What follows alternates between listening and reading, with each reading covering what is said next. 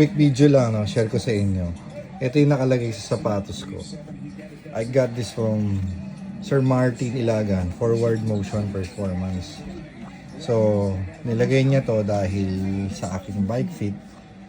And nakalagay siya dun sa aking Bont. Ngayon, ang ginagawa ko, pinagpapalit-palit ko lang whenever I'm using the Shimano. Ayan, aalisin ko yung yung swelas, insole, tapos ilalagay ko dun sa isang sapatos. No? I also have this sa aking mountain bike shoes or gravel bike shoes. Pero nag-order ngayon ako. I got one from Lazada. Parehas lang naman siya eh. Ayan. Gagawin natin, ikakat natin size 43 base dun sa ating size. Tapos meron siyang kasamang mga wedges para sa arc ng paa. So you have the different wedges. So ayan. Lalagay natin dito, kokopyahin lang natin ito, madali lang naman.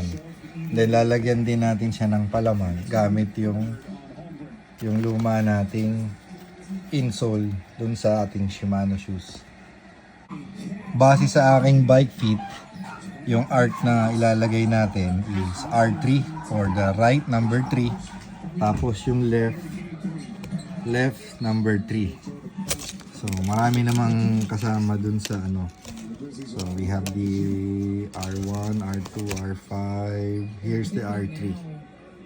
Yan. Pero una kakatin muna natin yan.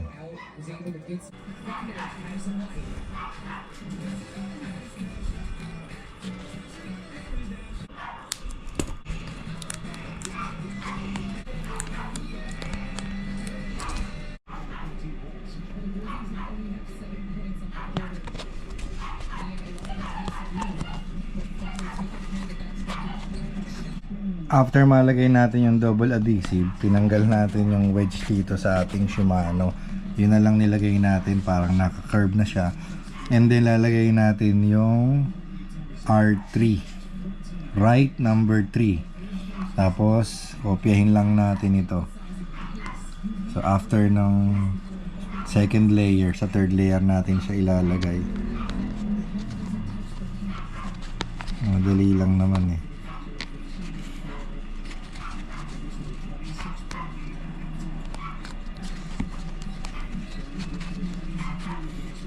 Okay. Parehas na.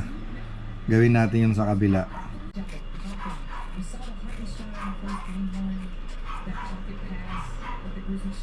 Lalagyan ulit natin ng double adhesive dito para maidikit naman natin yung kagaya nito. Para makopya natin syempre ito.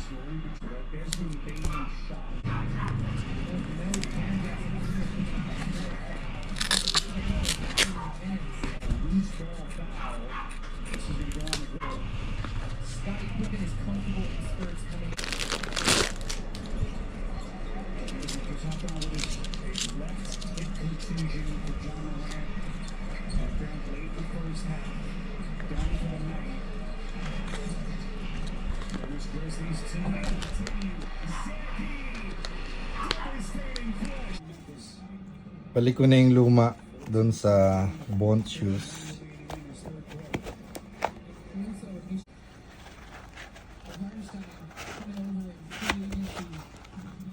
Yeah. And yung bagong gawa naman natin sa Shimano shoes ko siya ilalagay. Hindi na tayo maglilipat-lipat ng insole. Meron na tayong insole that fits perfectly ating shoes.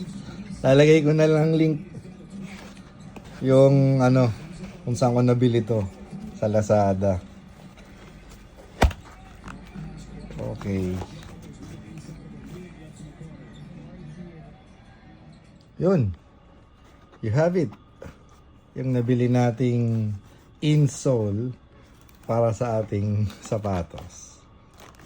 That's it guys.